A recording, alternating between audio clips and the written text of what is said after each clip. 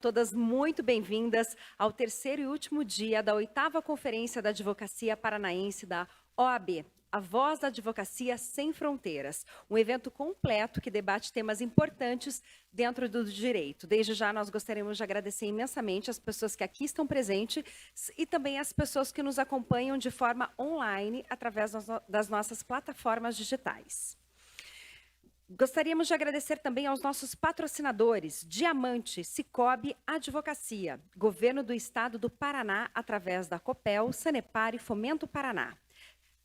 Temos o patrocinador Ouro, Caixa de Assistência dos Advogados do Paraná. E os nossos patrocinadores Prata, OAB Prev, RZIL Empreendimentos Imobiliários Limitada e demais empresas patrocinadoras, além dos escritórios de advocacia, que também patrocinam este evento. E para começar, eu convido os doutores Igor Nasser Salah Salmen, Bárbara Ferracioli, Montserrat Chabe e Maíra Fonseca para vir aqui ao palco, que serão os nossos instigadores deste painel.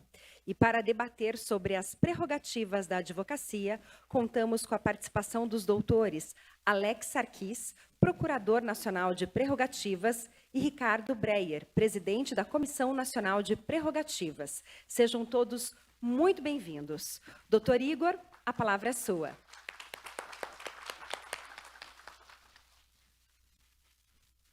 Boa noite a todos. Boa noite ao pessoal que está na forma presencial. Boa noite também ao pessoal que está online assistindo este painel, este módulo. Em especial aos nossos convidados dessa noite, Dr. Sarkis, Dr. Ricardo Breyer, que gentilmente vieram até Curitiba nesta data para participar desta conferência, um momento único da advocacia paranaense, um momento de extrema importância. Eu inicio uma série de perguntas, uma série de provocações, um assunto que é de exímia relevância à advocacia. Recentemente, se não me falha a memória, provimento 219 de 2023, tivemos a implementação do Sistema Nacional de Prerrogativas. Basicamente, a minha pergunta é no que consiste esse sistema, como é que é a forma de funcionamento, por que ele foi criado, qual que é a finalidade desse sistema, para que as pessoas se familiarizem com ele e entendam um pouquinho melhor do sistema de prerrogativas, como é que ele funciona. Então, eu faço a abertura e, desde já passo a palavra a qualquer um dos dois que se sintam à vontade de responder esse primeiro questionamento como forma de provocação.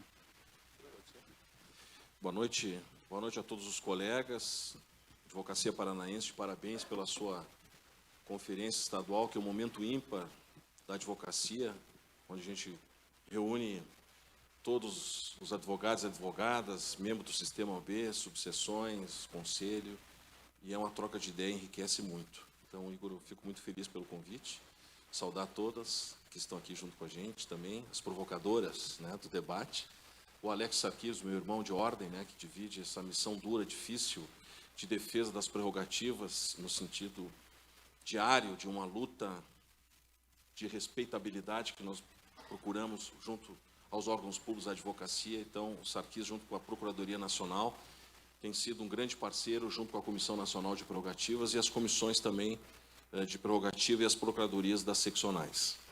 Eu queria fazer também uma saudação especial ao Cássio Teles, que aqui está presente, ex-presidente dessa casa, que foi presidente comigo também, quando fui presidente do Rio Grande do Sul, e que nós conversávamos muito sobre vários temas, mas a pandemia era o tema mais duro da época. Então, vir aqui ao Paraná, vê-lo sempre luzes para que a gente siga adiante. Então, o sistema de prerrogativas o provimento 219, ele foi elaborado respeitando a história da ordem, a história das prerrogativas da OAB.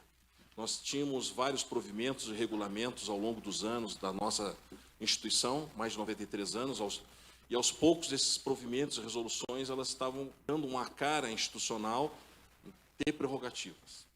E chegou o momento, numa conversa muito importante com a diretoria, o presidente Pedro Simonetti, no sentido de nós tentarmos fazer uma unificação desse Sistema Nacional de Prerrogativas. Significa unificar, pegar todos os provimentos e pegar também todas as resoluções que tratam do Sistema Nacional de Prerrogativas e colocar numa forma de um provimento único, atualizando e organizando algumas questões importantes dentro da seara de atuação institucional administrativa da OAB. Então, esse provimento ele vem para firmar a organização regimental das comissões de prerrogativas, da Procuradoria Nacional de Prerrogativas, porque nós sentimos nessas viagens que nós temos feito, e também no passado, que muito se misturava a questão da competência da comissão, a competência da Procuradoria, um fazia um serviço, outro fazia outro, tinha seccionais que não tinham Procuradoria, e que agora, com o Sistema Nacional, estão implantando a Procuradoria, que é um braço fundamental na defesa de prerrogativas nos órgãos judiciais. Então, nós fizemos essa estrutura construída no sentido de determinar as competências, organizar a importância de prerrogativas ser um viés institucional e estar em todas as ações institucionais, e como nas conferências, e aqui nós temos um painel de prerrogativas da advocacia, vem um pouco disso, desse espírito também, de nós sempre estarmos debatendo prerrogativas. Então, nós fizemos esse cenário. Também fizemos um cenário importante de trazer o provimento 179 para dentro do provimento 219. O que tem o provimento 179 de 2018? Fala do Cadastro Nacional de Violadores de Prerrogativas, que a gente vai falar depois. Então, a gente trouxe para dentro desse provimento, que é uma forma de organizar como realizar o cadastro, e os seus efeitos, e agora, recentemente, junto com o Sarkis, nós finalizamos também o regimento e o regulamento de como aplicar o Cadastro Nacional de Violadores de Prerrogativas, que a gente pode discutir isso depois. Mas o Sistema Nacional, então, ele é atualizado agora em 2023, passou pelo Colégio de Presidentes em 2 rodadas, né, Sarkis, a gente discutiu, depois o Sarkis liderou a questão do Conselho Federal, junto às bancadas, para que a gente pudesse explicar, e foi aprovado definitivamente dentro do Conselho. E veio para orientar um sistema nacional de defesa de prerrogativas, porque nós entendemos que já nós não podemos mais tratar prerrogativas com amadorismo. Nós temos que cada vez mais profissionalizar isso, em virtude das várias ações que existem, que impedem o exercício do trabalho do advogado. Então, junto com as comissões, com as procuradorias das 27 seccionais, nós trabalhamos, respeitamos a história, que começou com o ex-presidente Marcos Vinícius, quando ele cria, né, o Sistema Nacional, o cadastro que é proposto pelo vice-presidente hoje, Rafael Horn, que traz a discussão do Conselho. Então, a gente respeitou esse histórico todo e atualizamos o provimento para dar um suporte organizacional das seccionais, conjuntamente com as subseções, e o grande objetivo disso tudo é que nós tenhamos, no andar do tempo, um sistema unificado no Brasil de defesa de prerrogativas, com ações únicas, específicas, atuando em temas que tocam a vida diária da OAB e da advocacia em temas de prerrogativas. Se puder, boa noite a todos, a todas. Aqui apenas fazendo um exercício de inclusão social, soube que a nossa conferência aqui é transmitida também. Faço a minha descrição. Sou um homem de 47 anos, de 1,88 m. Estou trajando um terno azul, camisa branca e gravata rosa. Estamos num palco, em um auditório, com um painel muito grande, muito imponente, muito bonito, vermelho, com a descrição do painel. Faço isso em respeito a eventuais deficientes visuais que estejam nos acompanhando. Aproveito para, mais uma vez, cumprimentar a todos, dar os parabéns à nossa líder maior, Marilena Winter, que promove uma das conferências mais belas que pude acompanhar. Afinal de contas, estamos rodando o Brasil, contribuindo com a advocacia em todas as seccionais, e o Paraná, sem nenhuma surpresa, aliás, é uma tradição. O presidente Cássio Telles está aqui, nosso grande mentor, meu e do Breia, com certeza, um dos grandes professores que temos na defesa das prerrogativas. O Paraná, mais uma vez, se destacando no cenário nacional e emprestando modelos e modelos de gestões, de boas práticas de gestões para as demais seccionais, inclusive, inspirando as demais seccionais a fazer a advocacia, fazer ordem dessa forma. A ordem é feita por gente para gente, porque a advocacia é isso, né? Complementando aqui os meus cumprimentos, eu não poderia deixar de calorosamente abraçar também aqueles que diariamente se doam no Conselho Federal, nas grandes discussões travadas ali em nome da advocacia, em altíssimo nível, respeitando as regionalidades e particularidades das nossas mais distintas seccionais do Brasil, nossos queridos conselheiros federais aqui, Rios, Grazi, que muito contribuem lá, que trazem muita luz para as nossas discussões e certamente ajudam a transformar a advocacia brasileira com o seu trabalho também. Por fim, gostaria de agradecer a presença de todos para dar atenção a esse tema que nos é muito caro, que são as nossas prerrogativas, né? Então, não há como se falar em efetiva democracia, não há como se falar em efetivo Estado democrático de direito, sem que o cidadão, que afinal de contas ele é o destinatário oficial das nossas prerrogativas, tenha condição mínima e ampla e plena de exercer a busca pelo seu direito, de dizer que a nossa profissão é tão nobre que nós somos os responsáveis por fazer com que o cidadão mais raso, mais humilde, mais, entre aspas, mais fraco, possa, em um processo, litigar de igual para igual com qualquer multinacional, inclusive contra o todo-poderoso Estado. Então, somos nós que temos essa nobre missão de equilibrar a nossa democracia e de dar efetividade ao direito de modo igualitário com esses monstros que muitas vezes litigamos do ponto de vista de diferente condição realmente. Então, a advocacia, para que possa promover essa igualdade, precisa necessariamente ter essas ferramentas de defesa e de garantias para o pleno e efetivo exercício da nossa função, da nossa missão. Sem que nós tivéssemos as nossas prerrogativas, nós estaríamos vivendo numa democracia fantasiosa. Essa é a grande verdade.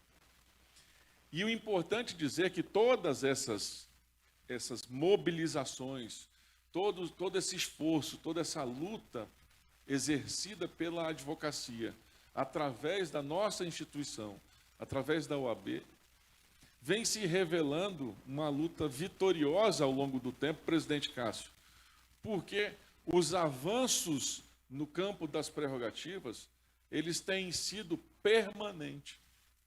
De dizer que nós fomos criados em 1930, a contragosto, não sei se todos sabem, mas não havia uma política de rejeição quanto à criação da ordem, em que pese ela já houvesse previsão dela no próprio corpo de constituição do IAB, mas em 1930 nós conseguimos politicamente, através do diálogo, a implementação da criação da OAB.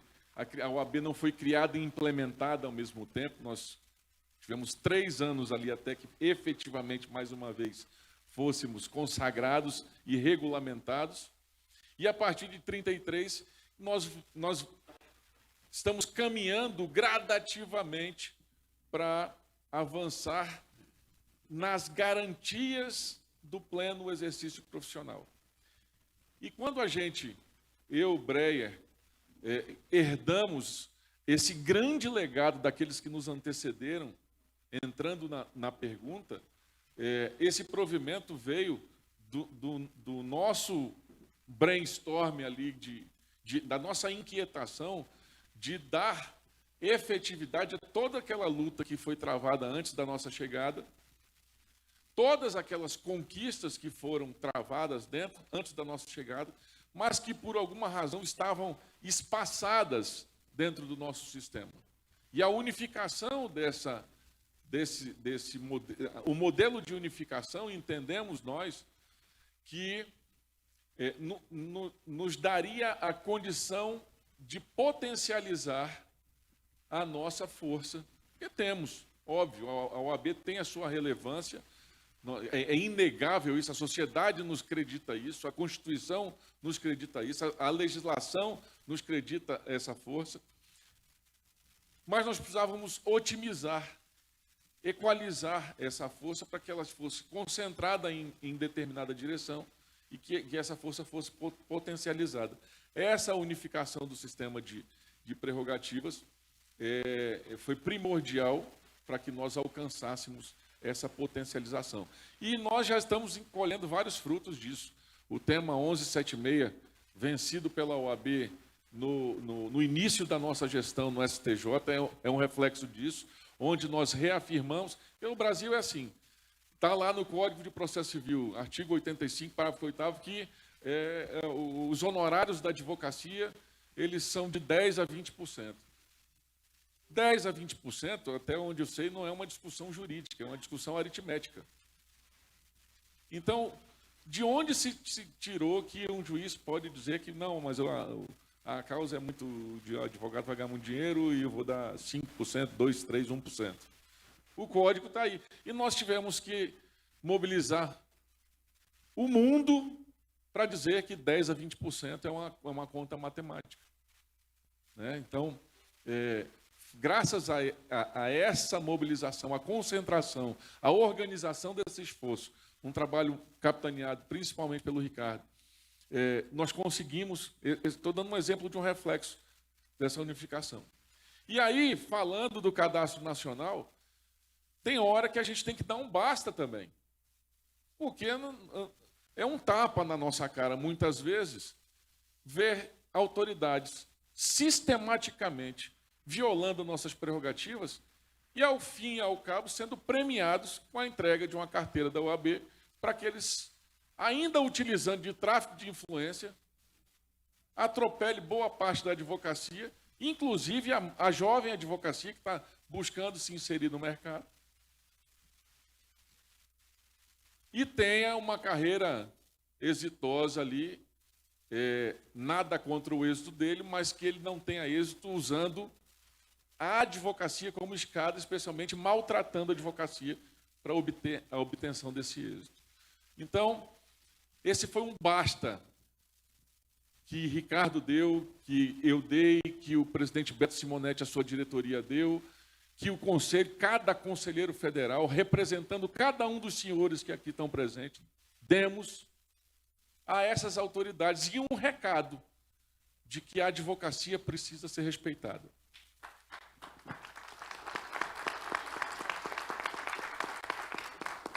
Nós não vamos admitir, em hipótese alguma, a degradação da nossa profissão. Hoje nós estamos aqui e na OAB vão se acostumando aqueles que acabaram de entrar, que vão entrar, os que já são mais experientes já sabem de cor isso.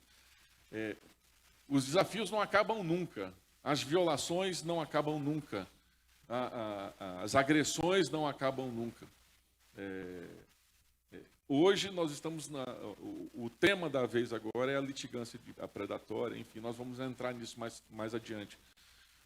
E nós estamos aqui, justamente utilizando a unificação desse provimento e atentos para a utilização desse cadastro, para a reverberação desse recado de que nós não vamos admitir tamanha incidência de violação por parte dessas autoridades contra a advocacia, e daremos a necessária resposta, justamente buscando impedir que essas pessoas recebam a premiação de serem advogados. Eu costumo dizer receber a premiação, e isso é a mais pura verdade, querida Grazi.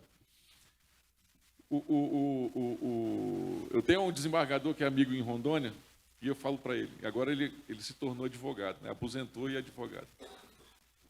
Começou como juiz, substituto, né? Aí foi efetivado, aí juiz de primeira instância, juiz de segunda instância, aí foi para o tribunal, desembargador, foi sendo promovido. Aí eu falei assim, agora você recebeu a sua maior promoção. Se aposentou e se tornou advogado. Então, é isso que a gente precisa fomentar. Nós somos efetivamente iguais, idênticos a qualquer autoridade. Não há hierarquia, não há subordinação entre a advocacia. Então, se uma autoridade, seja ela do Judiciário, do Ministério Público, de qualquer das polícias judiciárias, quiser vir para a advocacia, são muito bem-vindas, mas entrem pela porta da frente. Respeitem a advocacia e sejam muito bem-vindos. Venham somar esforços com a advocacia. Nós não disputamos com a magistratura, nós convergimos com a magistratura, com o Ministério Público, para a construção de um país menos desigual, de uma sociedade efetivamente democrática e um país cada vez menos injusto. É isso.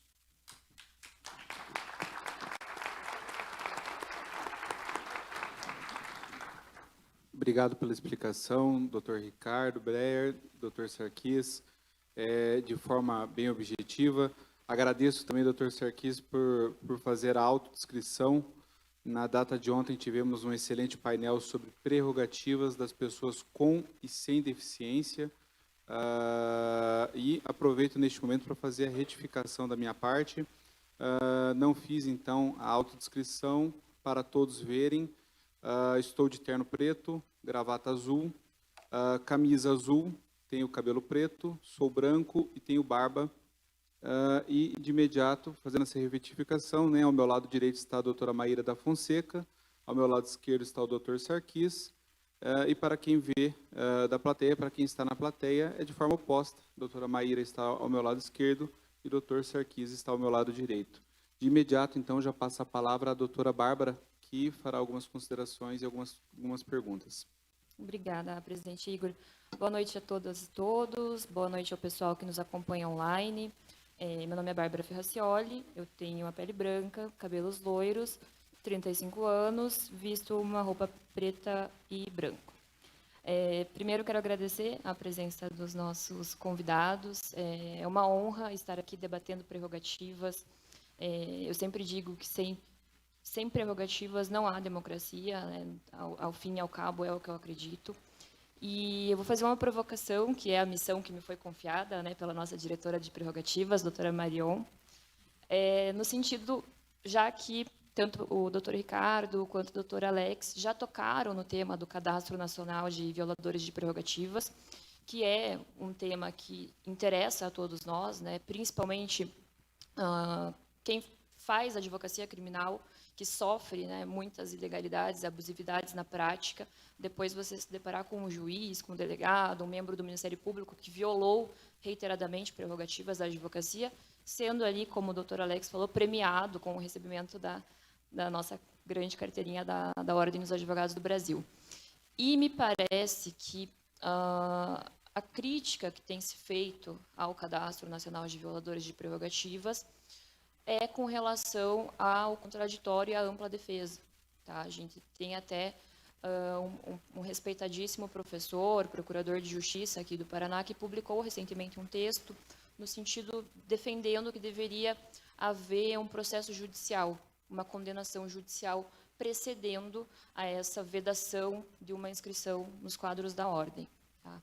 Eu queria ouvir a opinião de vocês sobre esse posicionamento, perguntando especificamente se vocês acreditam que esse contraditório, essa ampla defesa estaria respeitado, preservado dentro do processo administrativo, que é onde o violador deveria responder pela violação, ou como que vocês interpretam essa pseudo-exigência de uma condenação judicial prévia para incidência dessa proibição de inscrição na OAB? Bom, também vou fazer a minha descrição, sou Ricardo Breyer, meu nome, tenho 57 anos, 1,86 m, branco, estou com um terno cinza-azul. Lindo, né? Né? Choveu, molhou bastante hoje, mas está bem.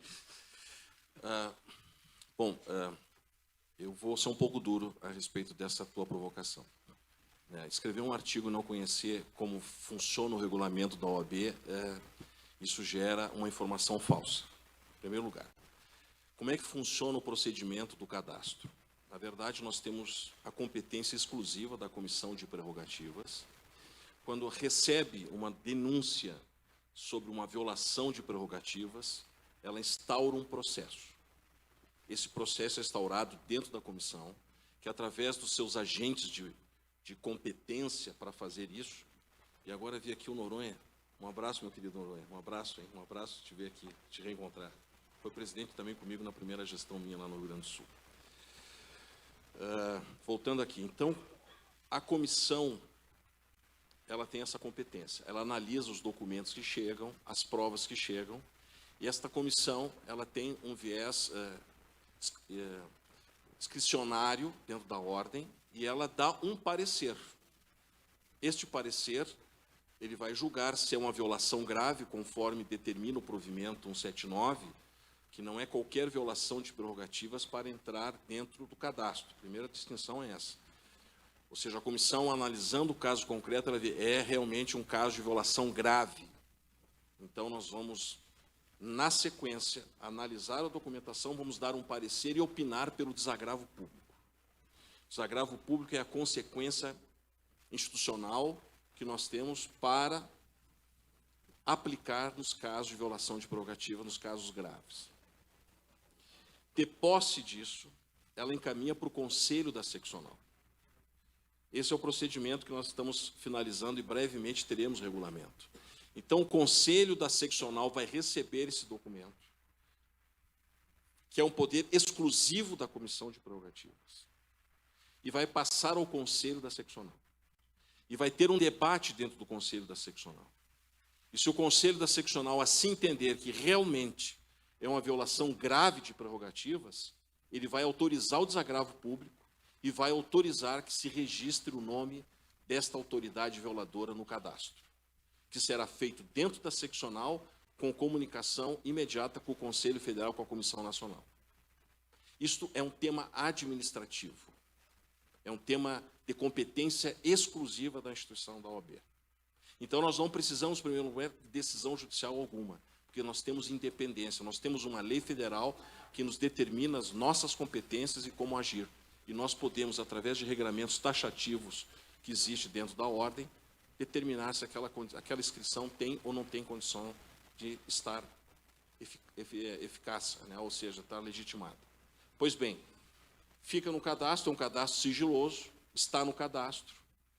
Passado um período, essa autoridade ela se aposenta, ou casos de advogados também, que são advogados que atuam e, consequentemente, vão para um órgão público e pedem um impedimento seu de advogado, porque tem que estar impedido, suspendem a sua inscrição, e quando voltam depois querem recuperar. Só que para recuperar, ou para fazer uma inscrição, nós temos um órgão que se chama Comissão de Seleção e Inscrição. Então, a Comissão de Seleção e Inscrição, ela analisa os requisitos da inscrição. Se ele respeita o artigo 8º, através dos seus requisitos. Tá? A grande novidade que o sistema traz é que esta Comissão de Seleção e Inscrição ela tem que oficiar a Comissão de Prerrogativas e ver se há uma certidão negativa ou positiva. Se tiver uma certidão positiva, ou seja, ele foi violador a um período, o que ela vai dizer? Ela vai dizer que ela tem, respeitando o provimento 219, somado com o provimento 179 de 2018, ela vai negar e vai declarar inidôneo moralmente, porque no período em que ele exerceu a sua função pública, ele foi determinado pelo Conselho da Seccional como um violador de prerrogativas. E o provimento deixa muito claro isso. Aí que ele vai ter o contraditório. Quando for negada a inscrição dele, administrativamente ele vai ter o contraditório para tentar retirar esse impedimento de idoneidade moral.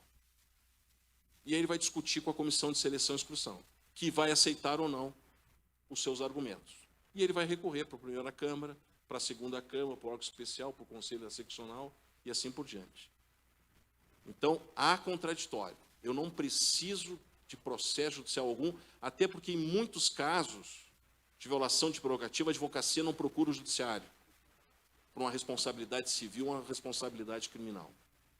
Porque a gente sabe que, culturalmente, isso gera problemas de perseguição e nós temos que ser muito claros disso. Por isso que o papel institucional da ordem é fundamental, blindar o advogado, e o papel institucional da ordem é ela estar à frente desse processo. Não é um problema do advogado agora, é um problema da advocacia nacional, um problema da seccional. E nós temos esse regramento. Então, dizer que precisa de um processo judicial, dizer que precisa de contraditório é porque não conhece as questões institucionais. Aliás, o que a caravana tem demonstrado nessas visitas que nós temos feito pelo Brasil, já fizemos aqui, é que um dos fatores que geram maior violação de prerrogativa é justamente o desconhecimento. O desconhecimento da autoridade pública, do artigo 7º, o desconhecimento, muitas vezes, da advocacia, que sofre violações graves e não comunica a subseção, não comunica a seccional e fica uma cifra obscura, digamos assim, de dados existente à violação de prerrogativas.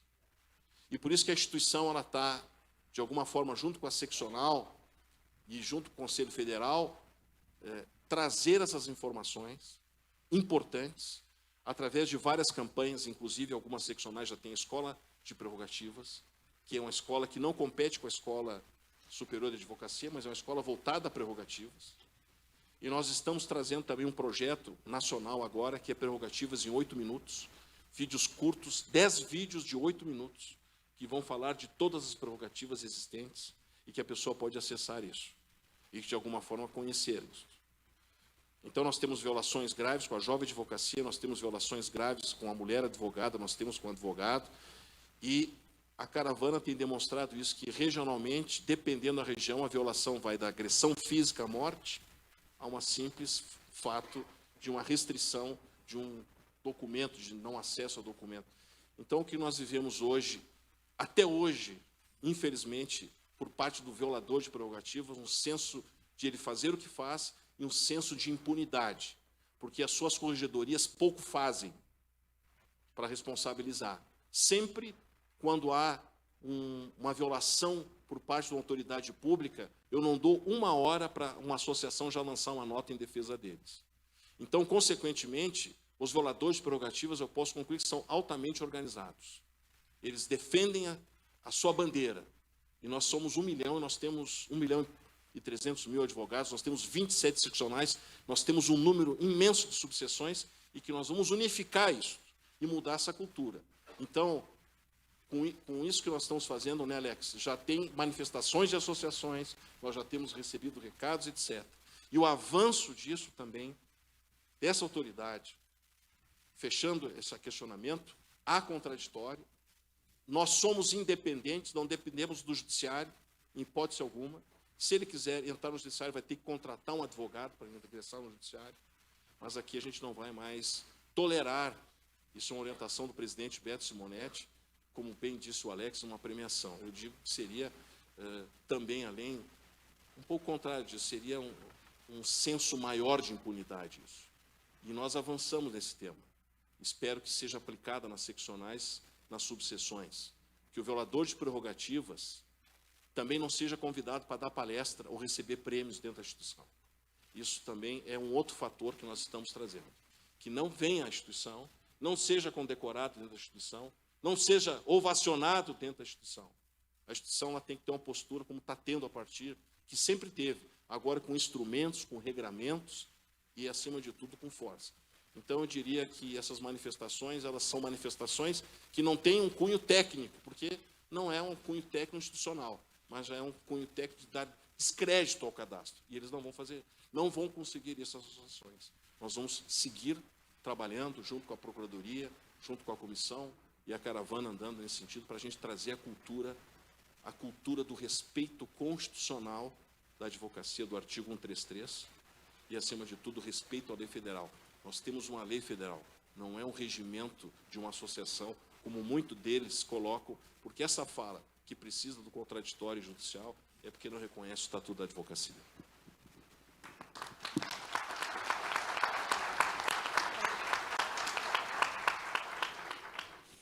Só complementando, eu acho que veja que depois que nós aprovamos a inclusão dos violadores de prerrogativas no Cadastro Nacional para inviabilizar o credenciamento deles, aí veio a associação não sei de onde, não sei o quê, e começou uma choradeira danada. Essa inquietação da magistratura, dessas outras autoridades, para mim, indica que nós estamos no caminho certo. A inquietação deles, por si só, indica que nós acertamos. Ora, se eu sou juiz, promotor, delegado, seja lá o que for, e eu respeito o devido processo legal, a ampla defesa, as prerrogativas, os direitos e garantias do cidadão, eu não estou nem um pouco preocupado se a OAB está fazendo lista de violador, nada. Muito pelo contrário, isso pouco me importa. Eu vou me importar se eu for um violador, se eu me sentir ameaçado através daquilo que eu faço ou descumpro durante o meu dia a dia em desrespeito à advocacia e, consequentemente, ao cidadão. Então, esse é o primeiro ponto, que é importantíssimo que seja posto. O segundo é que é inacreditável que, seja lá quem for, ache que a OAB, que é a maior defensora da ampla defesa e do contraditório, a maior defensora, presidente Noronha, não existe no nosso país nenhuma outra instituição ou poder que defenda a ampla defesa e o contraditório mais do que a OAB. Então, seria impossível que qualquer conselheiro federal que aqui está, ou que esteja aí em suas casas no Brasil, aprove um provimento que não contemple a ampla defesa e o contraditório. Seria impossível. Isso aí, quem conhece o funcionamento do Conselho Federal, o quão garantistas estamos ali, somos por natureza, por advogados que somos. Então, colocar em xeque a validade de um instituto, de uma ferramenta tão importante, recém-implementada, sob o argumento de que, eventualmente, a própria OAB estaria violando o contraditório, a ampla defesa, está absolutamente descartado. E são questionamentos como esses que nos demonstram que o maior fator de violação de prerrogativas é o próprio desconhecimento, né, das prerrogativas. Boa noite, desculpem descumprir o protocolo. Eu sou Montserrat, sou uma mulher de 31 anos, 1,70 m, estou de saia preta e blusa vermelha.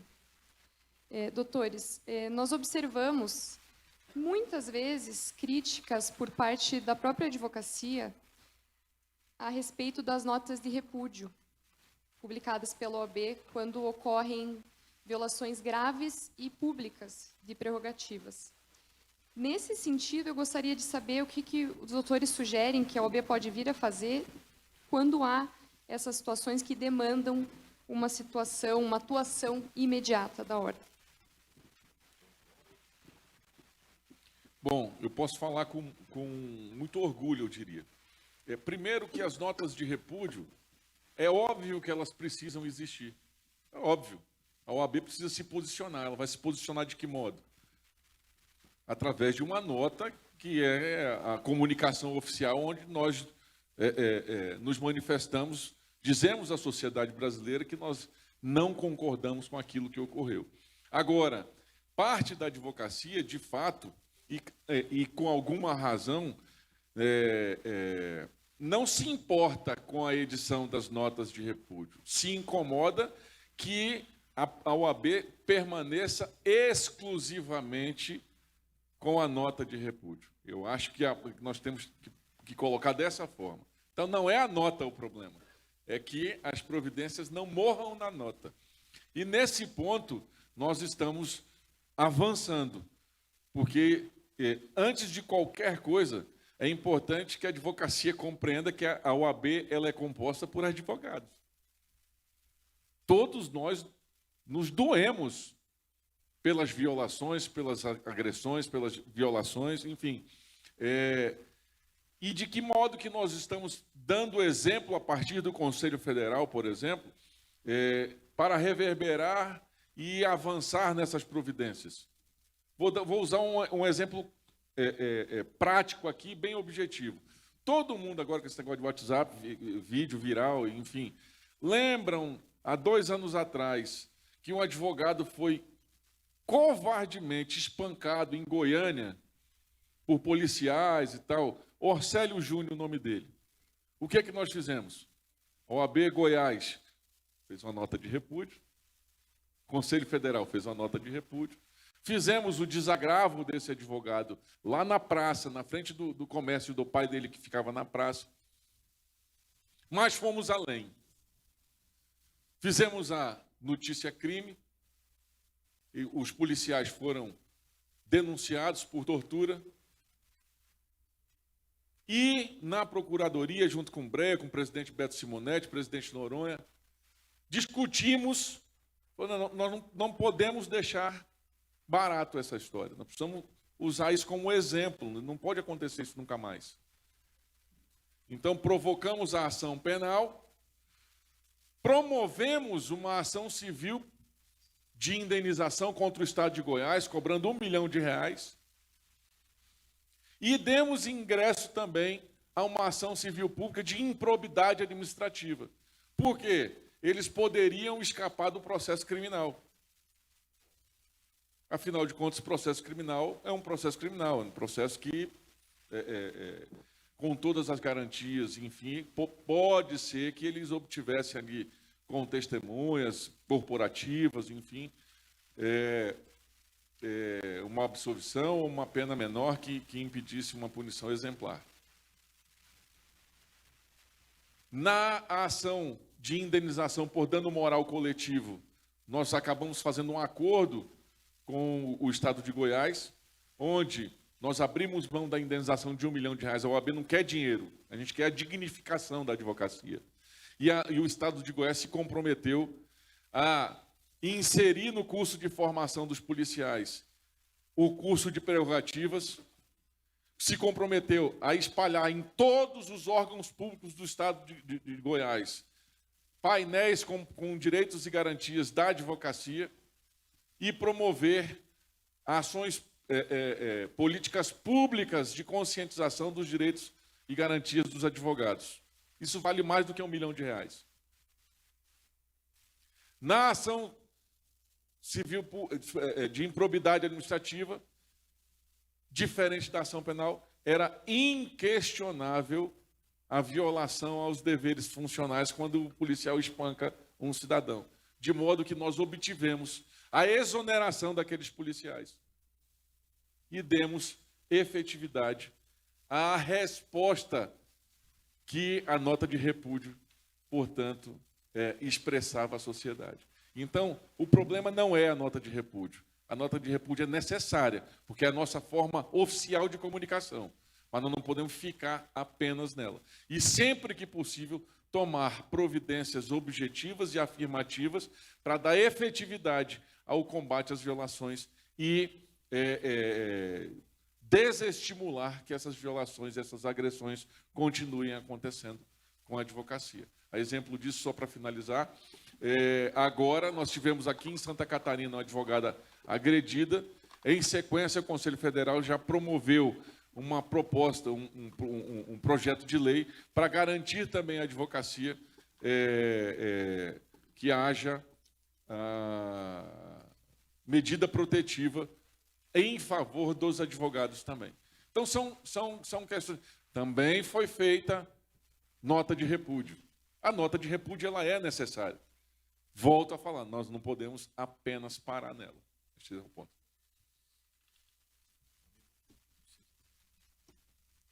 Meu nome é Maíra Fonseca, eu sou uma mulher de pele clara, branca, tenho 21 anos,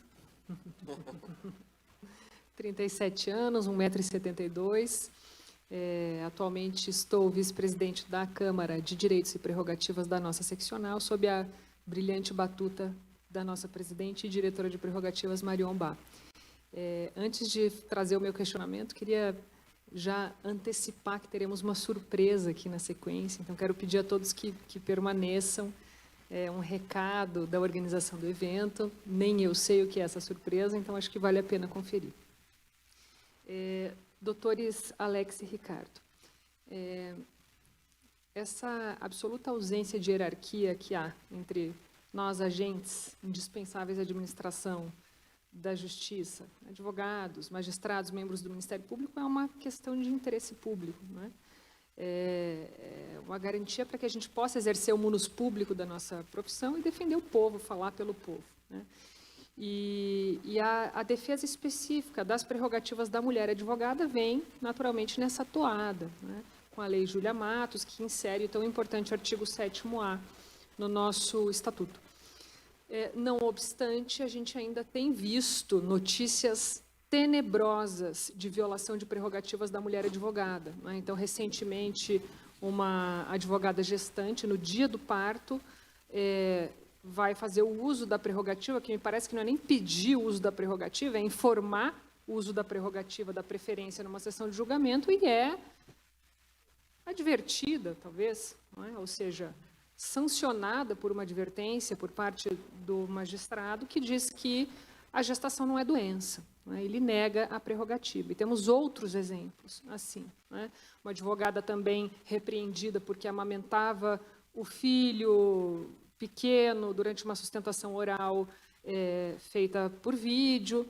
Então, a pergunta é, nessas situações de violação de prerrogativa da mulher advogada, principalmente nessas ocasiões em que a mulher está no ato, querendo fazer uso da prerrogativa de preferência, qual é a providência que deve ser adotada? Estou lá na sessão de julgamento, sou lactante ou gestante, quero fazer o uso da preferência e recebo uma sanção de advertência que sequer cabe ao magistrado fazê-lo e tenho a minha prerrogativa negada. De imediato, o que é que se pode fazer? Bom, na verdade, esse tema é muito delicado, também é um tema não novo, mas é um tema que nós temos procurado cada vez mais nos qualificar. Eu acho que uma preliminar, e aí é uma convocação que a gente tem feito também na Caravanas, é que mais mulheres participem da ordem, né? Que mais mulheres venham para dentro da instituição.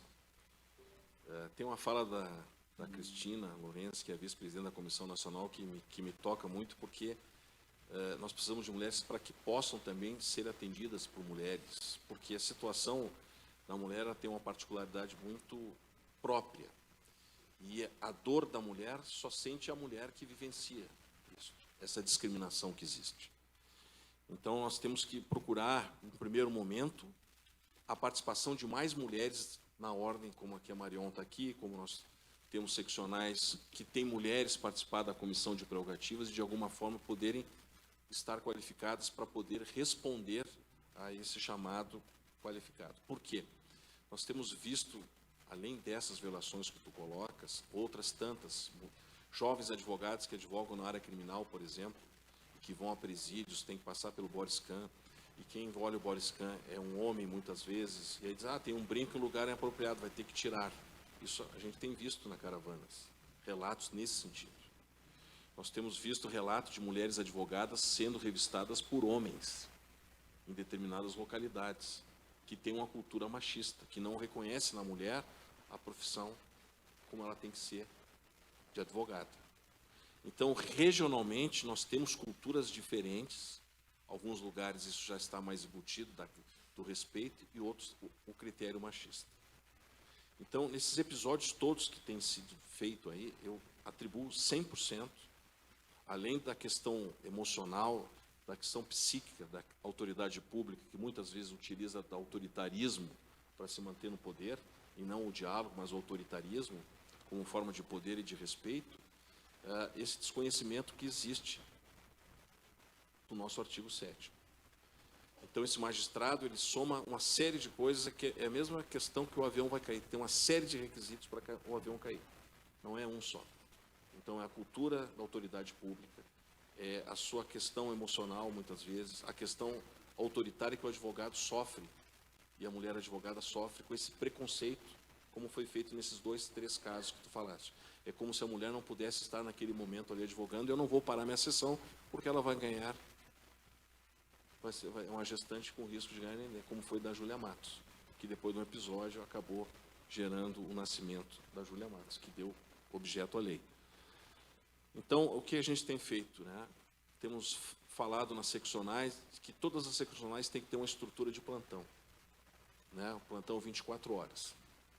Então, isso tem que ser muito divulgado na advocacia, né? Porque nós temos que chegar ao advogado e advogado que não faz parte do sistema. Talvez esse seja o nosso maior desafio institucional que nós temos. A comunicação. Não fazemos uma comunicação somente conosco, mas também levar à advocacia o conhecimento disso, utilizando todos os meios de comunicação, redes sociais para tanto.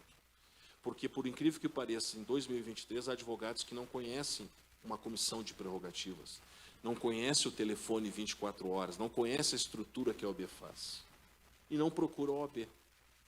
E sofrem na pele a violação, como muitas mulheres que já têm essa questão cultural do preconceito, do machismo, e que, de alguma forma, isso está mudando, mas há casos que ela não traz para si isso.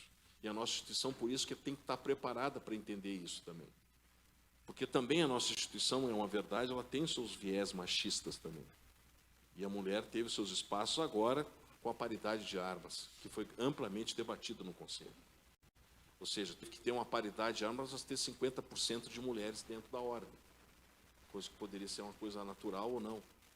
E nós temos o maior número de inscritos no Brasil hoje são mulheres. Se somar, homens e mulheres são mulheres. E a violação está aumentando no caso das mulheres.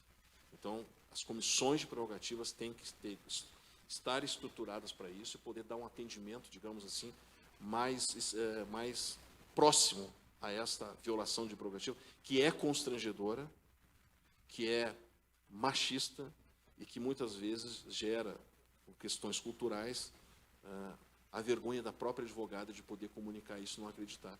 Como acontece em várias cenas, como no interior de uma seccional, que uma advogada estava numa delegacia com procuração e queria ter acesso ao inquérito. Disse, tua procuração não está autenticada, mas não precisa autenticar a procuração. Começou que ela foi espancada pelo agente, dentro da delegacia, que era a autoridade. Então, o que nós temos feito aqui, o Alex coloca bem, todos que estão aqui, e o Cássio Noronha, que tem a ouvidoria também, traz na sua essência e contribui muito com a Comissão Nacional, a Ouvidoria Nacional, Priscila e o Rios também, que tem visto isso, é a questão dessa comunicação e da nossa estrutura. Nós temos que estar estruturados.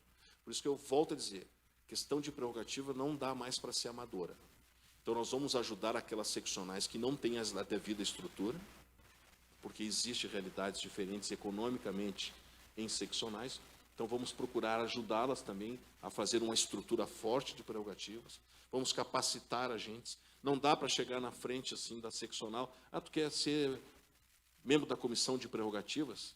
Temos que capacitar. As escolas têm feito isso, para que se tenha essa estrutura, para que quando ela se encontrar nessa circunstância, ela saiba que a sua instituição tem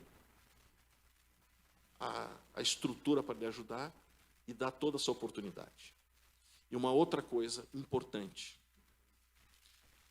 nós temos que fazer, como advogados e advogadas, sempre que nós estivermos num tribunal, numa delegacia, seja onde for no órgão público, existir um colega estiver sendo violentado, nós não podemos ficar no silêncio também. Nós temos que agir também. Nós temos que pedir questão de ordem num tribunal deste, por exemplo, e dizer, só está sendo excessivo, só está vilipendiando a advocacia, só está desrespeitando as prerrogativas. Nós temos que ter um conjunto, e só esse conjunto vai dar força. Então, se nós vemos um colega numa sessão de julgamento sendo maltratado, desrespeitado, e eu estiver sentado e não fizer nada, há uma conivência com isso. Então, também temos que ter essa questão de coletividade na defesa de prerrogativas, já como um critério também preventivo de imposição.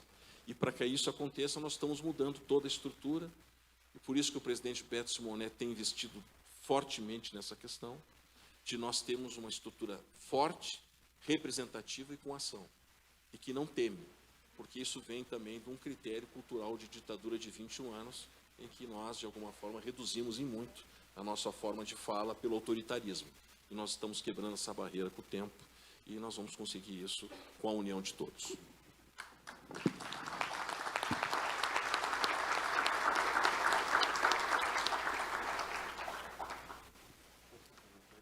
Claro, pode.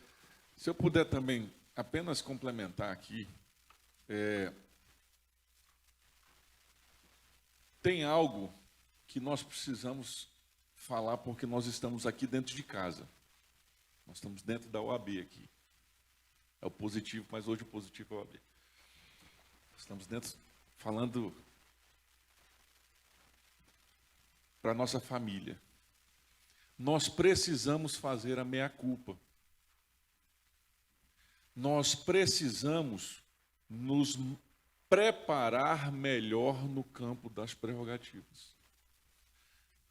Meus amigos e minhas amigas, nós precisamos conhecer melhor as nossas prerrogativas. Nem sempre, e hoje, infelizmente, nós estamos dentro de casa. Quase nunca o advogado ou a advogada tem plena consciência dos seus direitos. Como eu vou defender o cidadão, a cidadã, se eu não consigo me defender? É chegada a hora de fazermos uma autorreflexão também. Porque, afinal de contas, não adianta eu terceirizar eternamente a defesa dos meus direitos. Eu sou advogado para a OAB. O primeiro portador, o primeiro que tem obrigação de me defender como profissional, sou eu. E para isso eu preciso me preparar. Eu vejo muita gente fazer pós-doutorado em processo civil, pós-doutorado em processo penal, em constitucional, tributário, trabalhista, previdenciário, mas eu não conheço pós-doutor em prerrogativa. Já fizeram essa reflexão? Vou além. Quantos de nós, advogados e advogadas aqui, pararam para ler a Loman?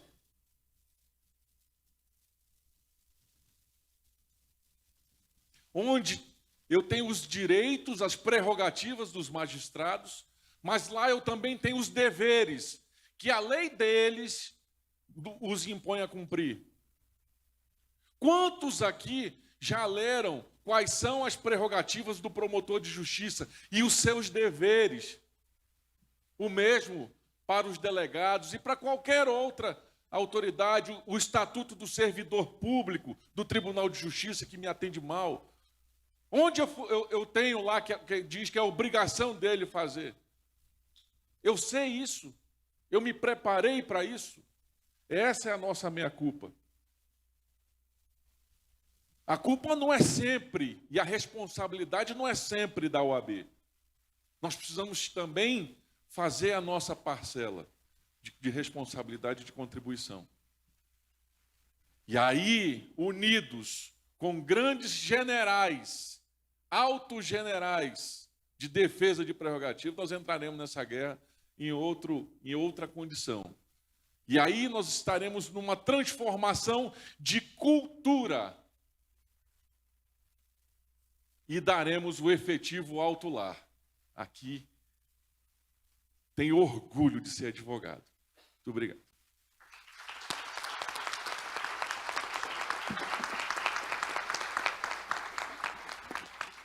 Só uma questãozinha também nesse tema da informação.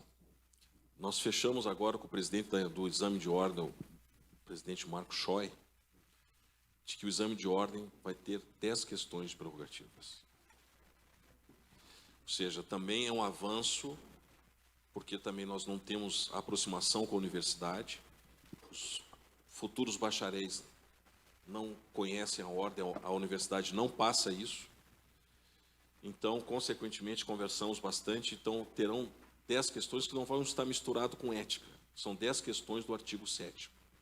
talvez isso possa impulsionar que o futuro bacharel possa estudar o artigo 7º, as universidades se preocuparem com o artigo 7º e os cursinhos também se preocuparem com o artigo 7º. Porque o mínimo que nós temos que saber é essa defesa de prerrogativas, e o exame de ordem também é um passo cultural para isso, além das escolas de prerrogativas.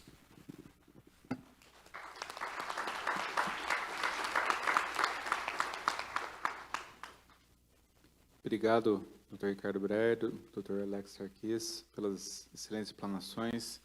Da nossa parte, em relação aos questionamentos e as perguntas estão encerradas. Acredito 100% aprovados. Vejo que nós temos mais alguns minutos aqui, né? Deixo a palavra em aberto aos doutores, caso queiram complementar alguma coisa, adicionar alguma coisa, ou até mesmo caso alguém da plateia queira fazer algum questionamento, alguma pergunta.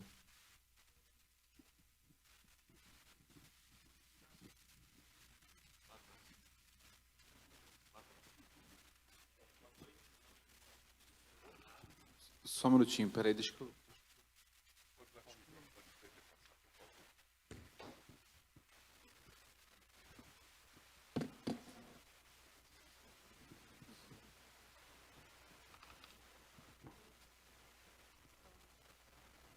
Boa noite, meu nome é Nicolas Cunha, eu sou advogado. Essa questão das prerrogativas é muito importante. Nós tivemos recentemente onde um ministro do STF falou o seguinte afirmativo: ele é só um advogado, eu sou o ministro da corte. Só que, se não existisse nós, advogados, não existiria uma estrutura judiciária, uma cadeia judiciária, certo? Nós, advogados, somos a fonte da jurisprudência. Então, logo, o magistrado ele não pode agir de ofício, né? Então, se não existisse nós, advogados, tão logo não existiria um judiciário. A minha pergunta é o seguinte: a morosidade nos processos judiciais também poderia ser uma violação das nossas prerrogativas? Bom, são dois critérios assim que hoje nós temos que, vendo todo o cenário, eu vejo duas naturezas de violações de prerrogativas. Tá? A primeira delas é essa violação de natureza clássica, aí, da questão da violência, do desrespeito, e a morosidade também como um critério, porque não tem efetividade a justiça. Então, isso é uma coisa já de texto, se critica a morosidade dos processos, a falta de efetividade e a lesão ao cidadão. Esse discurso alimentou o que hoje a pandemia proporcionou, que é a Justiça 4.0. E aí eu entro na segunda natureza hoje que nós temos que discutir sobre prerrogativas, que são as chamadas prerrogativas na seara virtual.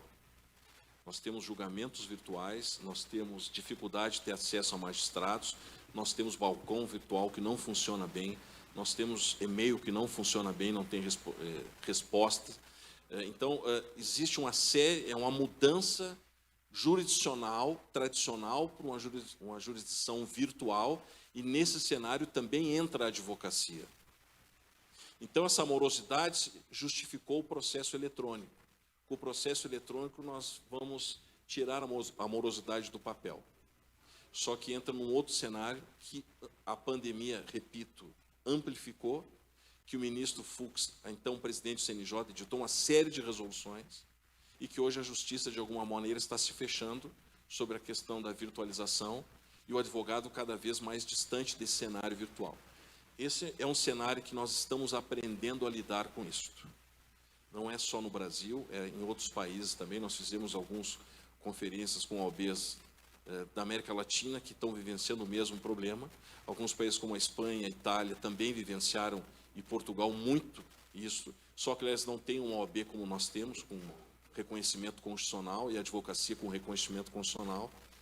E aqui no Brasil isso está começando a criar moda. Por exemplo, no meu estado tem uma Câmara Civil que diz que não vai fazer mais sessão virtual, presencial, só vai fazer virtual. E alguns casos já julgamentos que sequer vão admitir a sustentação oral, mesmo que seja por telepresencial. Então, até o presidente Beto acho que fez agora, né, uma portaria, um grupo de estudos para tratar desse tema da virtualização da justiça e a gente se inserir nesse cenário. Então, nós temos uma incidência muito forte de violações tradicionais e agora estamos entrando numa outra seara de virtualização da prerrogativa e como é que o advogado fica nesse cenário. Nós já estamos tendo algumas consequências, mas estamos nos preparando. Essa discussão não pode ser uma discussão sem conteúdo, sem estruturação, até porque o CNJ está impondo, né, Cássio, muito isso, e as dificuldades estão muito fortes. Então, consequentemente, estamos trabalhando para ver como fazer isso, dentro do aspecto legal, da legalidade, determinando também a exigência do artigo 7º, e que não se transforme isso culturalmente num cenário virtual que teriam outros princípios diversos da questão clássica do advogado presencial. Então, isso que nós temos que ter um cuidado muito grande, por isso que esse trabalho é forte, respondendo à tua questão, morosidade fere prerrogativa, quanto também a não presença do advogado na representatividade do Poder Judiciário. Essa talvez seja a maior batalha agora desses próximos anos nossos, institucionalmente, tratar da advocacia dentro da seara das prerrogativas virtuais.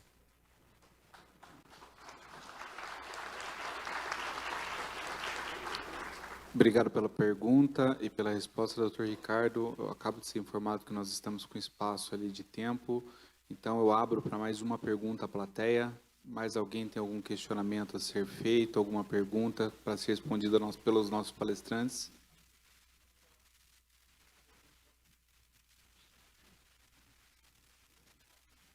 Lá em cima. Por gentileza, se puder falar o nome para todos que estão ouvindo online, assistindo online a nossa conferência, eu agradeço. Ainda bem que botaram a limitação de tempo aqui, que se eu falar de prerrogativa, a gente passa 2 semanas aqui fácil. Uma boa noite, meu nome é Eduardo Tesseroli, sou advogado também.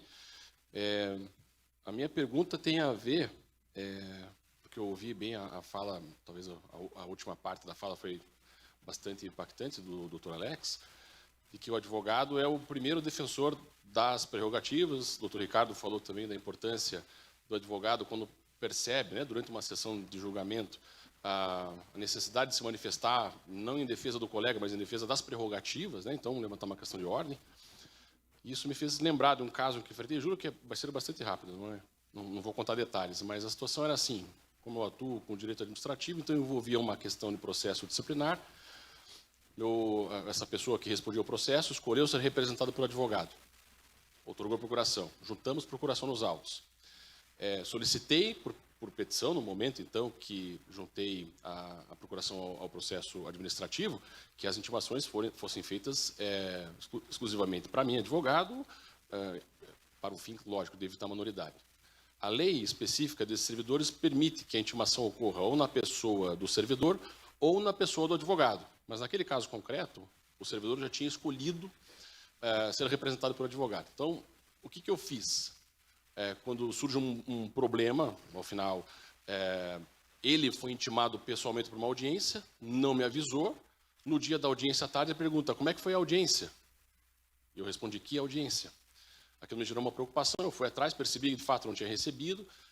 Em contato com a comissão, eles usaram esse argumento da lei, e eu escolhi então fazer um mandato de segurança em favor do meu cliente, dizendo: ele tem o direito líquido certo de participar de todos os atos, ao final, inclusive das audiências, mesmo que sejam audiências, naquele caso, que seriam contrárias a ele.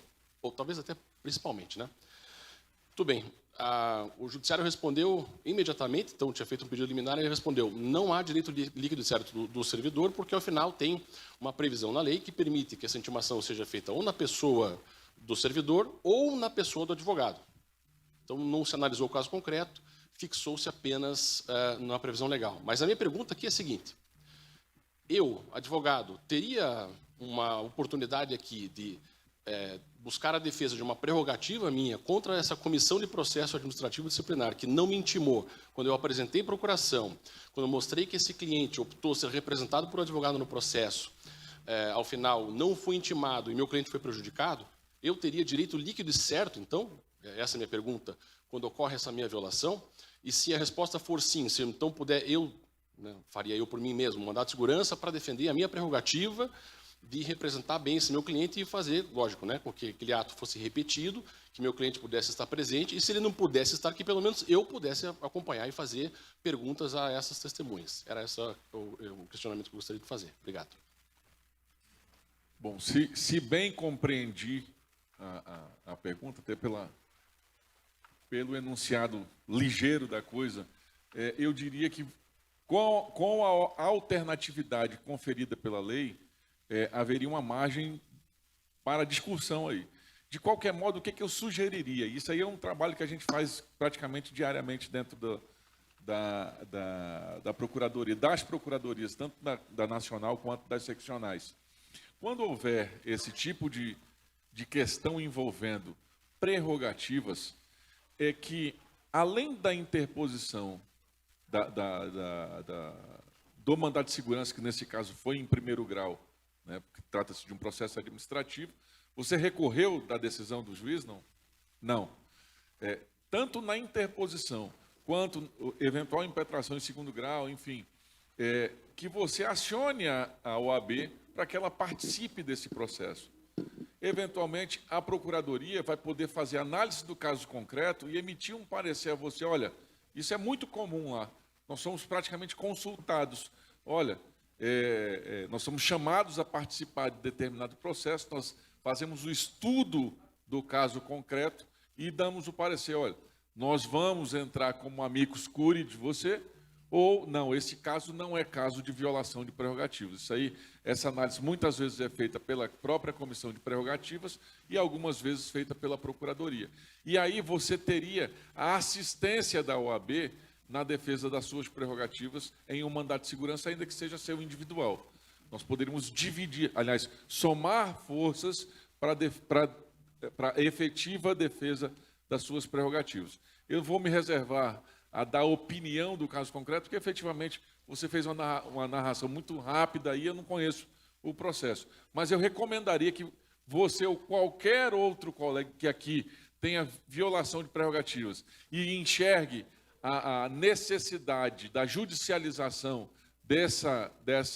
desse problema, que vocês busquem a seccional, ou se for nos tribunais superiores, ou o Conselho Federal, para que nós possamos fazer a análise do caso concreto e aí, sim, se houver o entendimento, a conclusão de que é caso de assistência, nós não hesitamos, nós ingressamos com toda a força do sistema, porque a defesa de prerrogativas é a nossa missão.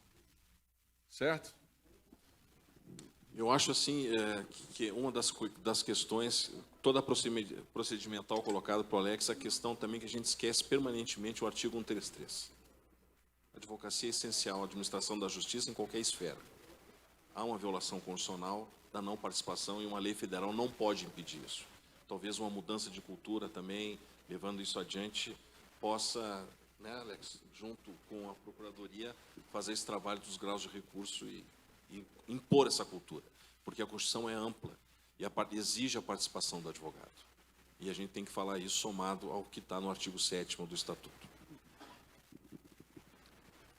Agradeço as perguntas que foram feitas. Estou encerrando, então, as perguntas. De igual forma, estou encerrando também o painel.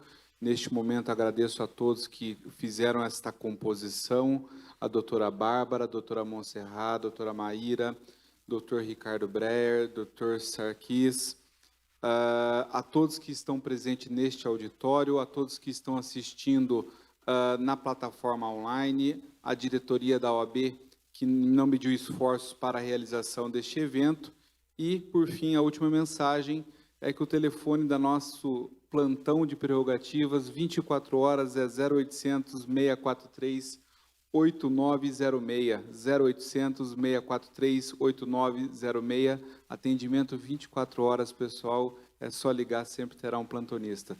Muito obrigado. Espera que eu vou fazer o meu merchan também. Não, esse aqui é da seccional. Vocês têm o telefone aí? Agora anotem aí o e-mail de acionamento da Procuradoria Nacional no Conselho Federal. Se vocês tiverem qualquer problema de prerrogativas e tudo.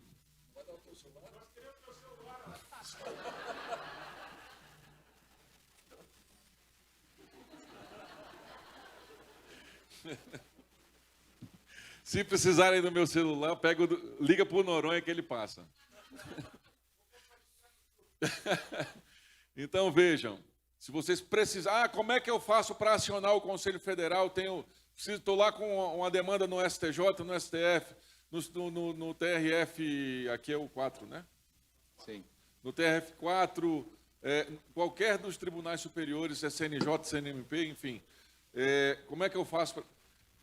PNDP, que é a abreviação de Procuradoria Nacional de Defesa de Prerrogativas, PNDP, @oab.org.br. Repetindo, a abreviação de Procuradoria Nacional de Defesa de Prerrogativas, PNDP, @oab.org.br. Ali você vai encaminhar a sua demanda, vai explicar seu caso, anexar documentos. Nós vamos fazer a análise desse caso concreto e dar uma resposta célere. Lá é rápido, não tem conversa furada, não. Lá é rápido. Olha, estamos juntos, olha, isso aqui não vai dar. Porque, afinal de contas, nós fazemos uma análise técnica e muito responsável para não expor também a ordem a qualquer demanda e estarmos mal litigando, né? Não é essa a nossa intenção. Fazemos uma análise técnica, então esse é o nosso contato, tá? Quero aqui aproveitar a oportunidade para convidá-los nos dias 27 e 28 de novembro para estar juntos conosco na 24ª Conferência Nacional da Advocacia Brasileira. É o maior evento jurídico do mundo, para vocês verem como internacionalmente é tão importante que nós vamos contar com a presença de personalidades internacionais como o Noronha, a Grazi, o Rios, Cássio Teles, essas autoridades mundiais do mundo jurídico aí. Mas brincadeiras à parte, isso não é brincadeira, é sério. Nós receberemos lá mais de 400 palestrantes. São 2 dias de intenso trabalho jurídico, discussões, debates dessas temáticas nacionais, do futuro da advocacia, uma grande oportunidade para network, enfim, o maior evento jurídico do mundo, 27 e 28 em Belo Horizonte. Então, estão todos mais do que convidados e intimados. Obrigado.